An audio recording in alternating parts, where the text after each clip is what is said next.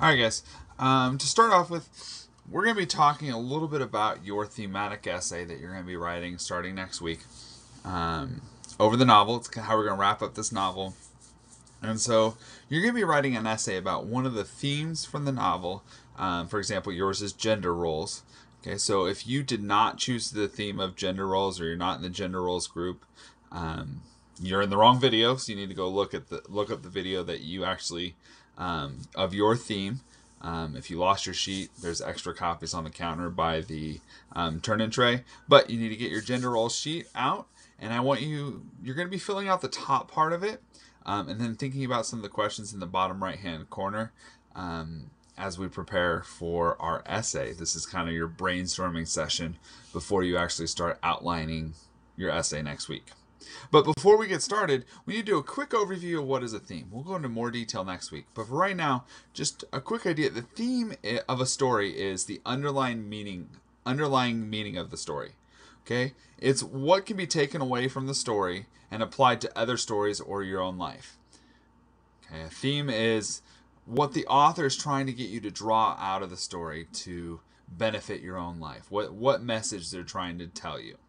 So, for example, in the movie Finding Nemo, you had Nemo, who was wanting to go and do his own thing. His dad was being overprotective and wouldn't let him go. And so the theme really is that sometimes you have to let kids go and grow up and experiencing things for themselves. Okay, we'll talk more about theme, but just know that your theme that you're going to study and analyze is gender roles, like how boys are treated in the book and how girls are treated in the book. And how that changes throughout the book. You're going to be looking at how that progresses throughout the novel. So you're going to be looking at how girls are treated, mainly Charlotte, and how she's treated at the beginning of the story, thinking about her fancy dresses, her gloves, when they call her Miss Doyle, and they treat her like this fancy princess. And even at one point, she feels like a princess walking across the deck.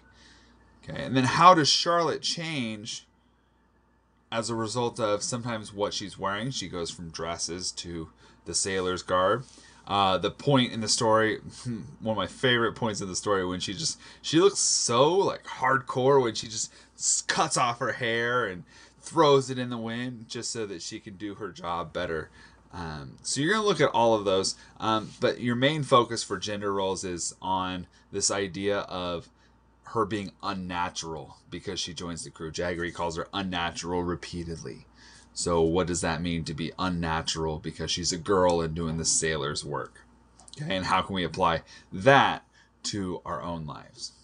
Okay, so fill out the top part of the sheet. You don't have to do the specific examples yet. We will work on that as we go on throughout the week. But for right now, just work on that top part, and then you're ready to move on to the chapter video.